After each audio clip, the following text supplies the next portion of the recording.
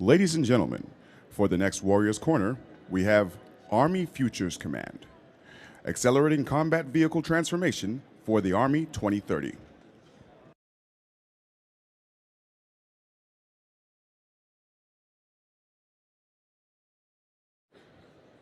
Good to go? Okay, hey, everybody. I'm Brigadier General Michael Simmering. I'm the Chief of Armor, Commandant at the U.S. Army Armor School. With me, we've got Jeff Norman here from Next Generation Combat Vehicle Cross-Functional Team, members of Future Command, Mr. McGay from PEO GCS, okay? We wanted to talk a little bit today about where we're at and where we're going. So you are obviously the stalwarts who have stuck around for the last Warriors Corner, so give yourself a hand, okay? And just so you all know, happy hour right after this will be brought to you by the Next Generation Combat Vehicle Cross-Functional Team, okay? So, no, hey, we'll just start out real quick with where the Army's at. You all heard General George and his 4 priorities, okay? And what we're doing in the Army relates directly to those 4 priorities. Strengthening a profession, okay? Delivering ready forces, war fighting, all right? And then continuous transformation. So when we look at it, this has been a pretty good year for the Army, all right? We're not spiking the football. Not everything's going exactly as planned along the way, I don't think, but there are a lot of things that happen that are good. So where the operational force is right now.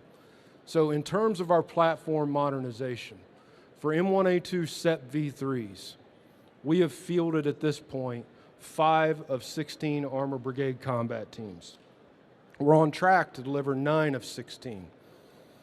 When you look at the M2A4, the next generation Bradley, we put our first one out in the field already. We're in the process of delivering number 2, okay, and we're on track to deliver 5 of 11 active ABCTs. Then you look at the AMP-V, all right?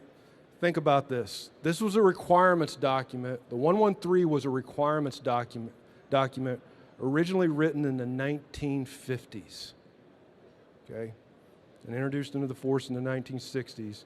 But the AMP-V is the next generation in terms of a 113 troop carrier, okay? And the first deliveries of that happened this past year, thanks to these guys, all right? And we're on track to deliver 5 of 11 active brigade combat, active duty Armor Brigade combat teams before this is all over. And then we've got some other milestones coming up that I know these guys will talk about. The M10 Booker will arrive at Fort Liberty this coming year. Right. Soldiers are already on orders at this point in time to go to Fort Liberty next spring to be ready to train on those platforms. So there's a lot of great things going on. There's a couple reasons for that. Number 1, consistency of requirements is the first reason. Number 2, you know, everybody says who's in charge of modernization. Well, I'll tell you, after working with the community a little bit, not one person is. It's been unity of effort that has gotten us there, gotten us to where we are today, all right? And then it's consistently modernizing our formations in order to keep production lines going and keep the industrial base engaged, right? That's allowed us to get to where we are today. But for all of our strong points, you know, the chief stood up at the dinner and he said, hey, we have some things to work on, and we know that. So when you look at it, there's a balance. There's the Army you have today and the Army you want for tomorrow. So we've got to be able to balance sustaining what we have in the force today with continuous transformation, continuous modernization to make sure that our forces are relevant not just today, but on future battlefields. Now, there's a couple areas out there that I'm pretty excited about, and I know Jeff's excited, the whole team is, that we have some opportunities to accelerate how we fight as an Army.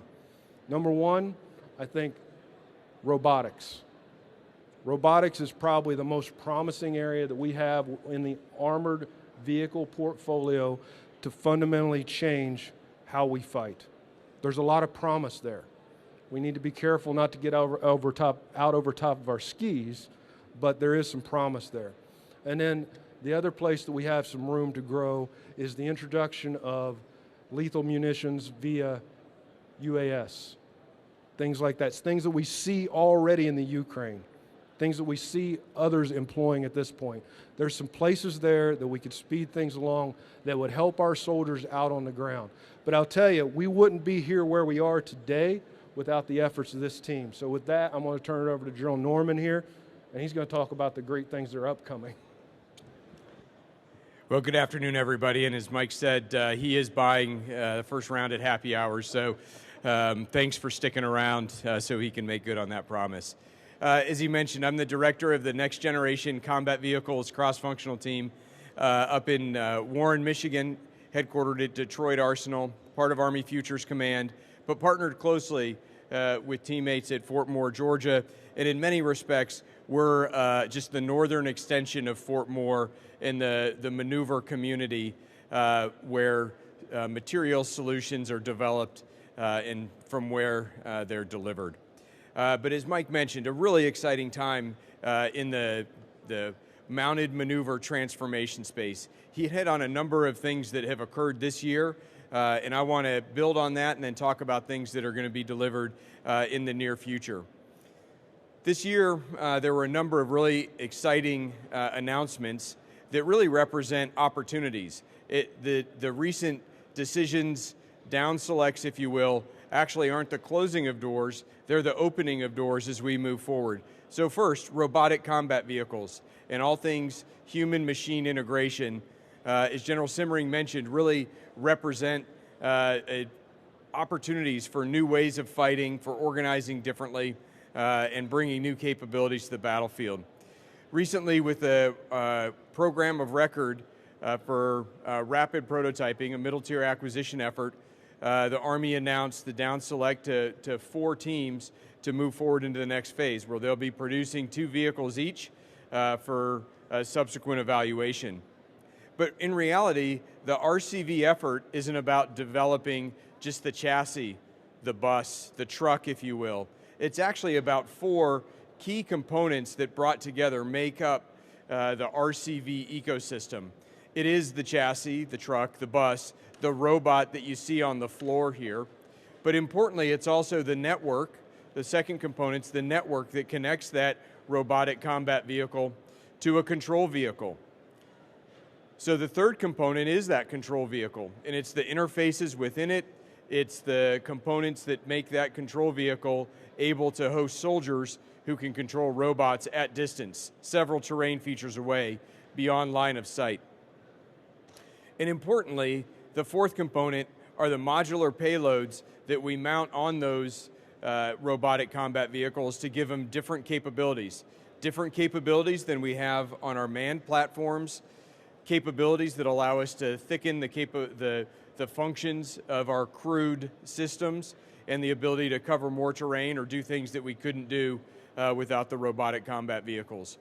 Connecting all of those is our software solutions that represent a great opportunity for continued development, collaboration, and integration into this effort. So we anticipate moving forward aggressively with robotic combat vehicles, and I think that a lot of you in the audience here are going to be part of those solutions moving forward. Next, I'll talk about XM30 combat vehicle, the replacement for the Bradley fighting vehicle, which is performing exceptionally well in the Ukraine and has performed well for nearly 40 years, or maybe more than 40 years, for the U.S. Army. But it's time for a radical transformation, and that's what the XM30 is. At its foundation, at its core, it's a modular open systems architecture. We call it the Ground Combat System Common Infrastructure Architecture, or GCIA, which is quite a mouthful, but that's the foundation of this program. And what it allows us to do is rapidly integrate new capabilities through this open systems architecture and regularly bring in new functionality and new capabilities without necessarily having to re-architect the vehicle, bend metal, and do an A-series update to that platform. And that effort recently announced 2 teams moving forward that are comprised of a number of teammates that are going to develop prototypes, produce 7 of those each, and we'll take those into limited user test and soldier vehicle assessments in the coming years. Really excited about that effort. The next one I'll talk about is the M1E3, the Abrams transformation. General Simmering described to you where we stand on SEP V3 efforts, but the Abrams after that is going to be M1E3, a transformed Abrams that's going to be lighter, better protected, less burdensome on the logistics system, and frankly more capable than any Abrams tank has been in the past. Best tank in the world right now, it's going to be even better in the future. And it's going to allow us to fight anywhere around the world, and we're excited for the opportunities that presents. Again, it's going to be modular, open system architected, GCIA compliant, so it represents those opportunities to bring in new capabilities that aren't currently possible with our current platforms. And then lastly, I'll talk about the M10 Booker. General Simmering pointed out that we have soldiers on order for the test unit that's going to form at Fort Liberty, North Carolina, that will be the core of the 1st Battalion that gets fielded with the initial operational capability being in fiscal year 25. So by this time next year, that unit will have completed their new equipment training, and they're going to be in the throes of the initial operational test and evaluation. A really exciting time for us to get that mobile, protected firepower capability into our light formations. So what is this all about? It's not about new platforms. It's not about new vehicles. And it's really more about, and it's more than just new software. This is about transforming our mounted formations. This is about fighting differently. It's about organizing differently. And because of that, we'll likely need to train differently. So foundational to everything we are doing is the notion or the principle that what got us here may not necessarily be what gets us to the future. We're open to new thinking, we're open to new ideas, new ways of organizing, new ways of fighting, and we think some of these platform initiatives are going to allow us to do that. We look forward to the collaboration moving forward, and we're really excited about the future. Thanks again for being here. Thank you, sir. Good afternoon. My name is Brian McVeigh. I am the Deputy Program Executive Officer for Ground Combat Vehicles. I really appreciate all of you hanging around for what is truly going to be the best show that happened at AUSA. Like I said, these two are going to figure out who's buying the next round. So what GCS does is basically take the requirements that we are getting from the user community. We take those, we work with our the funding that comes out of the building to execute and turn those requirements into reality. And we have had a very, very successful last 2 years. As you look at the capabilities that we have fielded, right now our lead division is the 3rd Infantry Division. Over the last 2 years, we have fielded the Bradley A4 to that unit, increased capability, designed to support the network not only of today, but tomorrow, increasing survivability and buying back the mobility that we had in the A3 before we started operations in Iraq and in Afghanistan.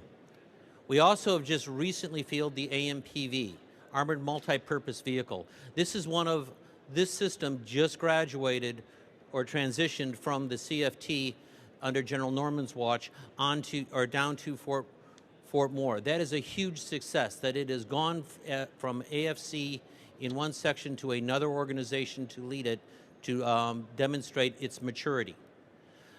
The AMPV brings an incredible capability that, again, we started fielding the M113 back in, I think the first unit was fielded in Vietnam in '65.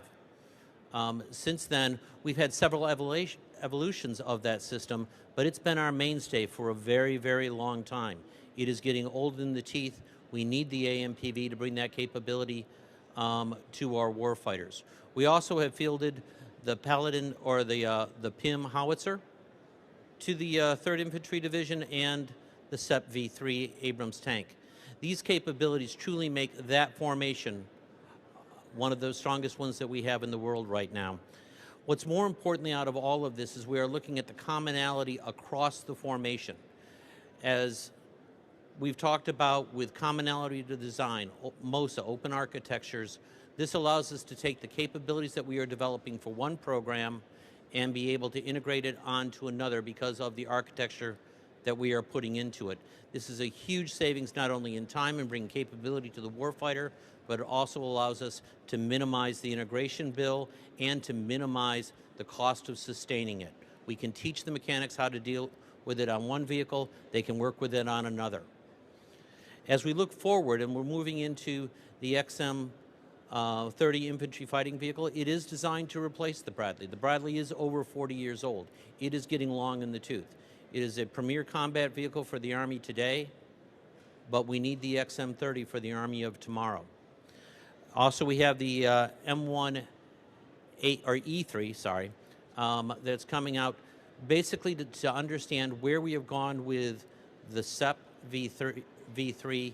It has great capabilities, but we also know that we need to improve its capabilities through lightening its load, allowing it to switch to different types of propulsion systems, and to make it more relevant for the future. The capabilities that we're bringing in GCV or GCS doesn't come overnight. It comes from the partnership that we have with the user community. It comes with the partnership that we have with the S&T community, and it comes from our industry partners that are out here on the floor today. And you all need to, those of you that are out here from those partners, we owe you a great debt of gratitude for what you have done, as do our warriors. I'm going to turn this over now to Mike Cadju. Good afternoon, and my first thought is, Brian, who the hell did you piss off to get this time slot? But the good news is I think there's actually 2 happy hours. Both gentlemen will fund those. I've also learned that this sucks being on the last part, because all these guys said, hey, can you mention this and this and this? And then you mentioned them. So I'm going to summarize just a few points, because then I suspect there may be a few questions within the audience here. As we then look into the future, again, my name is Michael Cadju, the DevCom Ground Vehicle Systems Center Director. We're looking at what's next. So we've heard a little bit about what we have today, what the programs of record are, what are we executing in terms of the requirements. Looking next, obviously the first is human-machine integrated formations and the technology related to that. The second, and one that we've heard General Rainey speak about many times this week, is how do we reduce the logistics burden of our combat platforms, our ground systems, reduce that logistics tail. The third primary or key activity is maturing some critical technologies that underpin a lot of the activities that were described.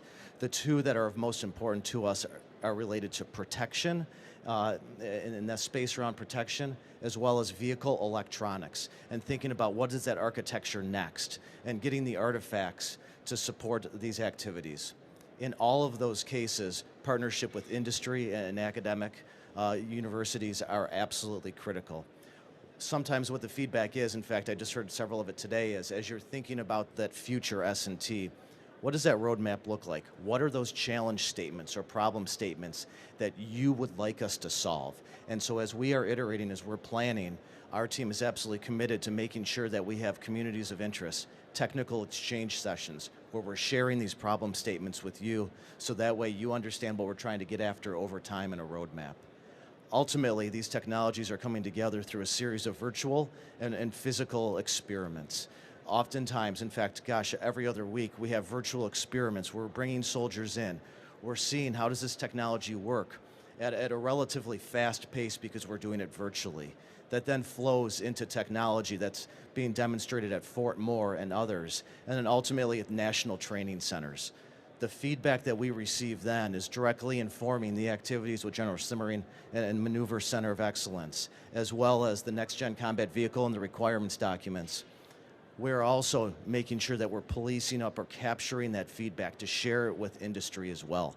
So you can see as what we're seeing in terms of soldier feedback, and it can then incorporate that into the designs that you all are working as we look at that roadmap over time.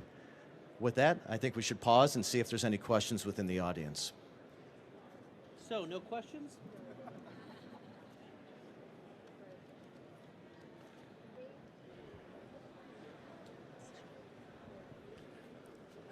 This is an easy question, I believe. If I understand the transformation, we're changing from the Bradley and the Abrams to the M10 and the XM30. Have we thought about naming the new vehicles after Patton or Eisenhower or Schwarzkopf or some person like that? We already had a Patton, but there is a long process that goes through it. I know because we tried to do it with AMPV, but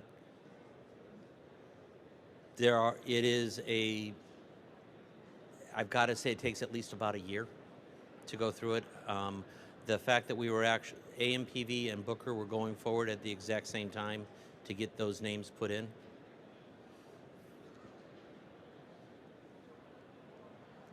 So I think there was a tradition for a number of years with tanks that named those vehicles after generals, noteworthy generals. I think that what you'll see is that there's been a noteworthy and appropriate shift to name vehicles in the future after soldiers and leaders, not necessarily just generals, who have made significant contributions to the defense of this nation and shown heroism in combat. I think M10 Booker is the most recent example of that, and we're really honored to have the opportunity to use that name to brave individuals who gave their life in defense of freedom, one in World War II and one in Operation Iraqi Freedom. I think it's a great example of how the Army's going forward in honoring the service by using those names on vehicles. Quick question about the modular systems architecture that you mentioned, and the question kind of relates to what other types of defense exportability features are we including in this, because as everybody here at the conference has said repeatedly, we don't fight battles now or in the future alone. We have to consider our coalition partners and allies.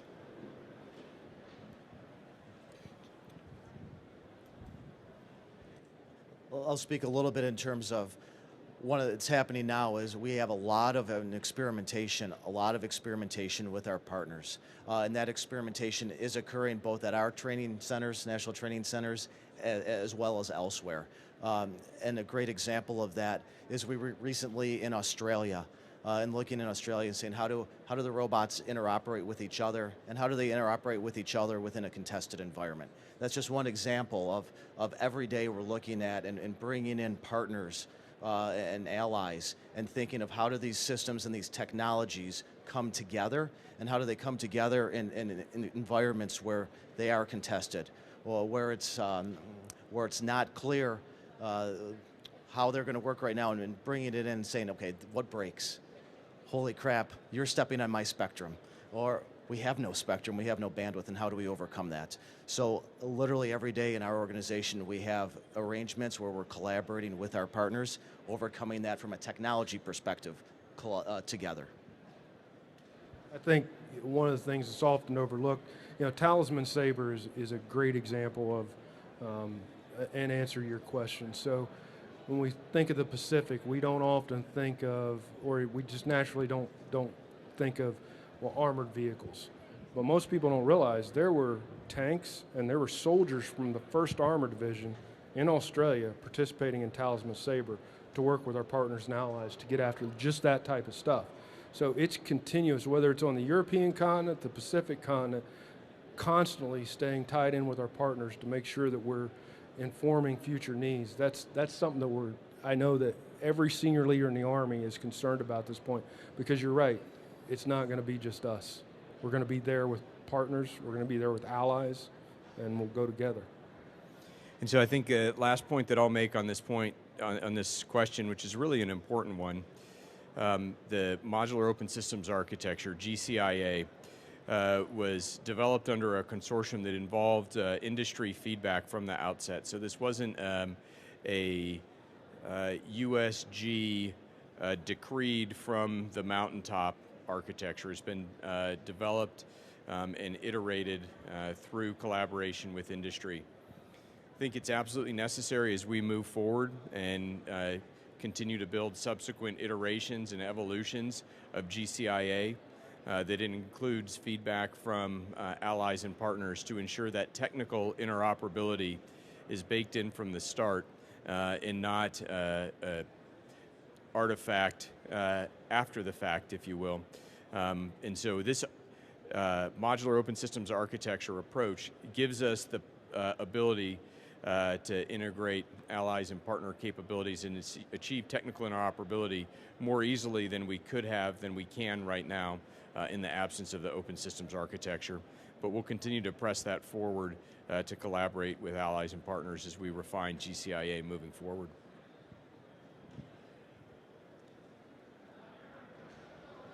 Hi, my question is about hybrid electric technology for the Abrams modernization.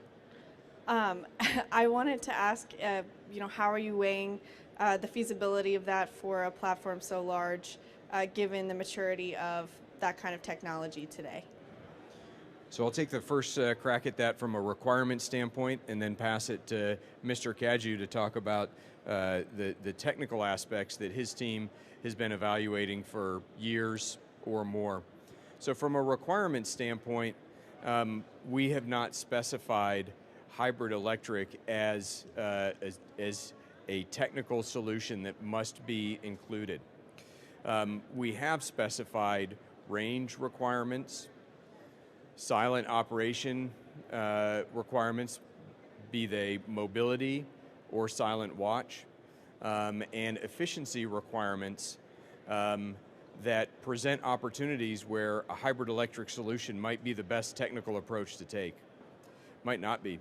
There might be a turbine engine out there that I haven't seen yet that solves those problems and operates silently and provides the power that we need. There might be something else out there that we haven't seen yet. So rather than specify the technical solution, what we've done instead is specify the operational requirement that our assessment up to this point leads us to believe that a high efficiency diesel or a hybrid electric is likely the technical solution, but we're open to feedback from industry. But there's been a lot of research done in this space, and I'll pass it to Mr. Cadieux to highlight some of that work. Simply put, as we look and we interface with industry and our technology partners, we see that a lot of the technology is very mature today. So that it really comes down to the trades and what are the operational requirements, and then seeing what the best solution is. But a lot of the feedback and the data that we're seeing through tests says that much of that technology from a maturation perspective is there today and available as the trades are being done to identify what the best solution is to hit the operational requirements that Joe Norman and his team are specifying.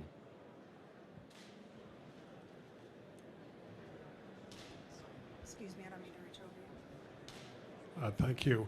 How do you think about the manufacturing ability or the affordability of these vehicles? I think when we bought Bradley's, we were buying at about $600 a year. So where does this fit in when you think about some of these future vehicle designs? How do you reduce their unit costs, at least to keep them in line with the rate of inflation? Thank you. Actually, I think if we go back to MOSA, if we go back to the open systems architecture where I don't have to go to a one-trick pony, I don't just have to go to a prime and buy his or her solution every time. Our efficiency comes from, yes, we are going to go to a prime to give me the shell that we're going to fill. But I can go to a different contractor to bring in the optics, I can go to a different contractor to bring in the network, and I can go to a different contractor that might be out of the normal scope to give me the most cost-efficient engine and propulsion system. So I think that's the future. As we look at where we were with 113s, with Bradleys, with Abrams even today, we have reused the hulls, we have upgraded them, we've given them better armor, we've given them better propulsion, but we've taken pretty much those hulls about as far as we can go with the upgrades. And that's one of the reasons why we're pushing for the XM30. It is time to get new legs on those systems. It's a great question, sir.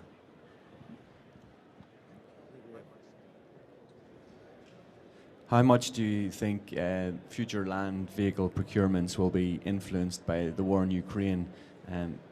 Perhaps that would be survivability, countermeasures, and so forth. Absolutely. I mean, for lack of a better term, the lessons that we are learning out of Ukraine are affecting what I am doing in combat vehicles today, and I believe are affecting the requirements and what we are seeing coming down the line. 5 years ago, ISIS was just starting to use drones. Now we're seeing them used not only to bring munitions to the battlefield and to destroy combat vehicles, but being used as scouter systems for artillery battalions, etc. Ukraine is changing the way we look at war. I'll turn it over to... So building on that, I totally agree with Mr. McVeigh. It's clear that mounted combat vehicles, be they infantry fighting vehicles, main battle tanks, light tanks, robotic combat vehicles, provide a decisive capability that doesn't exist without those combat vehicles. So whether they may be in the defense, they play a particular role and provide local mobility and protection and firepower. And certainly on the offense, that mobility, protection, and firepower can provide the decisive edge.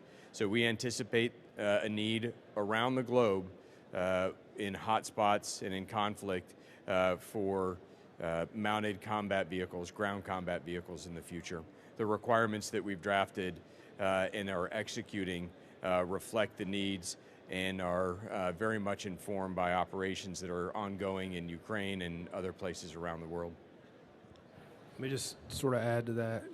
We've heard, there's a lot of people that pose about the future of warfare and things like that, but when we talk about the capabilities that they're developing and what's going on in Ukraine today and how that's informing future warfare, we see that there's an enhanced need for vehicle protection. It's a critical capability that we must have in the future. But at the end of the day, we know that we're going to put a soldier on the battlefield and we're going to ask him to move forward under fire and go seize an objective. That soldier needs to be protected, he needs to have the firepower, and that vehicle needs to be survivable. So when you look at that, the need for the platform is there. What we do to protect that platform in the future is going to be critical to our own success.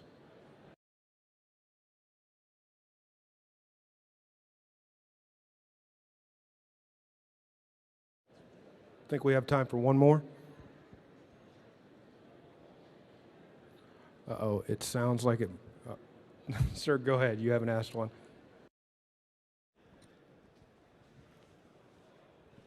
Hi, David Isby.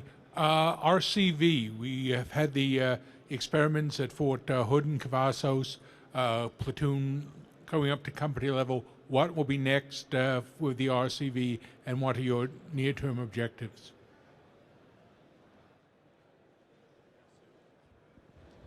Great question. The question on RCVs, you highlighted the Soldier Operational Experiment number 2 at Fort Cavazos that happened last year in August. That was preceded 2 years prior to that by Soldier Operational Experiment number 1 at Fort Carson, Colorado, and a number of tech demonstrations and other experiments that had happened in the years preceding that. So there's been a campaign of learning ongoing where we've increased the scale of the robot involvement. We've increased the size of the units involved, and more recently than that, we've increased the complexity of the environment that they've been in. So at Fort Cavazos last summer, we had surrogates for the RCV Light, RCV Medium, and RCV Heavy, and control vehicles that were based on a modified Bradley chassis that were connected through a local network that enabled us to do a lot of learning with 1st Squadron 7th Cavalry of the 1st Cavalry Division. They employed those robotic combat vehicles principally for reconnaissance and security missions, and we learned a lot. We learned a lot out in the heat, in the dust of Fort Cavazos in August of 2022. We took that learning and went out to Project Convergence more recently, and continued to learn not only with some of those robots, again with 1-7 Cav, but also robotic combat vehicles from other organizations as well. Did additional learning, again, not only in reconnaissance and security, but also more expanded offensive operations and some defensive operations. So we're moving forward with the next significant event being Project Convergence Capstone 4 in the the spring of next year, again out at Fort Irwin, California. But between the last project convergence and the upcoming project convergence, we've done experimentation out at Fort Irwin with 2 NTC rotations. With Colonel Ferguson's 11th ACR, we've had robotic combat vehicle platoons operating with the opposing force in the offense, in the defense, doing security and reconnaissance missions. So we continue to increase the scope and scale of those experiments, and we'll continue to push the envelope moving forward. General Rainey's given us a pretty clear task. Let's get min-viable products, a minimum viable capability that we can put in the hands of soldiers in short order. I won't state publicly the milestone that he's given us, but I can tell you it's a very aggressive and ambitious goal, and we're going to meet it. We're going to get robotic combat vehicle formations in the hands of soldiers in a FORSCOM unit so we can continue the learning. But between now and then, we're going to continue the experimentation at the National Training Center and other discrete events to increase the scope and scale of the challenges that we're overcoming on robotic combat vehicles. Yeah, and what that's allowed us to do, just the experimentation being put on by AFC, Next Generation Combat Vehicle Cross-Functional Team, is it's allowed us to better understand and develop organizational concepts at Fort Moore. So for example, as you look into the future, what's the optimal mix of robots and humans? Is it 6x36 scout platoon with a couple of robots attached? Is it X number of vehicles in a tank company with robots? The bottom line is, because of their efforts, we are now starting to understand limitations, constraints, benefits, drawbacks, to where we can start effectively integrating these into formations without endangering soldiers, unnecessarily endangering soldiers. Because at the end of the day, the concept that we're supporting at Fort Moore is it's not robotic maneuver. It's robotic enabled maneuver. It's humans and machines working together to get onto an objective. So that's where we're going with this. And it really, we couldn't have even begun to envision what this would look like without the effort of these 3 here. It would have been impossible. And I think there's one other thing to add to that. While the CFT and the user community are going out and trying different approaches, different experiments, what are the right payloads? What are the right command vehicles that we want to control this? We also have the robotic combat vehicle program of record that is just down selected to 4 different vendors that are moving forward with the program of record, so that as we are developing the payloads we want, as we are developing the tactics, techniques, and procedures we want, as we solidify them, we have a platform that we can implement those and into the hands of soldiers. So it's not, experimentation is very important, soldiers' touch points are absolutely critical, but we also need to get the program of record to start moving out to do the heavy lifting to get it into the hands of the soldiers, and more importantly, to be able to sustain it once we give it to them. Okay, well, they're holding up a sign that says 2 minutes, but I just want to thank everybody, and from everybody up here on the stage, thank you so much. You know, this is an eye-opening experience when you come in here and you see all of the good work going on to just try and make our military a little better. It's amazing to see, and quite honestly, we just want to take the opportunity to thank each and every one of you for what you do on a daily basis to help support the United States Army. So thank you very much, folks. Wish you all the best. Have a great day. Happy hour begins here in just a few minutes. Safe travels. Ladies and gentlemen, this concludes the AUSA 2030 Warriors Corner. Thank you for your attendance.